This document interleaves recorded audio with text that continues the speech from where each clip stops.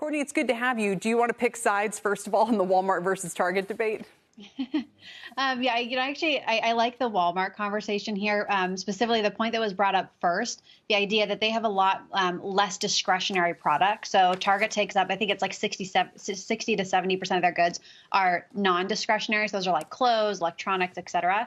I think that actually might help Walmart here. But I think the bigger picture is we just want to see how Walmart and Target are reporting and what that's going to lead to the consumer. There was a lot of concern when they initially came out, but I would actually argue that a lot of that was the change in the consumer going from goods to services. I don't think it means a lot for the consumer overall, but I will think it's really interesting to see what the retail is seeing in the consumer in general. Yeah, and I guess I might add to that I think the drop in gasoline prices is underappreciated in terms of the relief that's probably had on the consumer. I mean, I have to imagine we've seen prices drop by over $1 a gallon straight down over the past 2 months.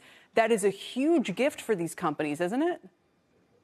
Oh, definitely. Yeah. And I think that's the whole idea is we want to see how the consumer is affected by inflation. And gas prices have been a huge portion of that, which has really come down here. And I think the nice thing is so far the consumer has been able to sustain the high inflation that's been happening.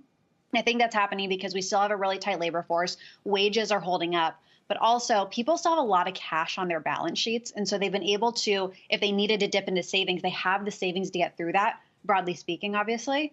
But at some point in time, we can't have inflation going up 9% a year. We're going to run out of money. People's wages aren't going to continue to increase. But if inflation's coming down, it seems like it might be, especially gas prices being part of that. That may help us get to a point where the economy can sustain this, the consumer can get through this, and we can stay on good footing. Yeah, if you get inflation coming down, as the latest readings seem to indicate, at least by virtue of the month-to-month change, as opposed to the backward-looking year-over-year, you have a different kind of calculus here. Everybody seems to love Occidental Petroleum. Why do you also? Yeah, I mean, you can't fight Warren Buffett on this one. If he's one of the ones who likes it, I have to agree with him there. But ultimately, I think really energy in general, I think is still a really good play, especially as you're seeing energy prices come down. I think it leads to more of a buying opportunity here. And they've really put themselves in a good position where when energy prices were higher, they actually paid down a lot of debt, which just puts them in a much better position to have a stronger balance sheet here. And even with energy prices coming down, just keep in mind they make money when oil prices are a lot lower than they are now. Their break-even's around $40 a barrel, and we're talking about it getting under $90 a barrel right now. So oil prices are still much higher than the point they make money. And I just think from a longer-term perspective, it's a great idea. And you are seeing people like Warren Buffett or Berkshire Hathaway actually buying into that, which I think also will help from the long-term pressure standpoint. And let's talk Home Depot. They also report in the morning. I take it you're a fan?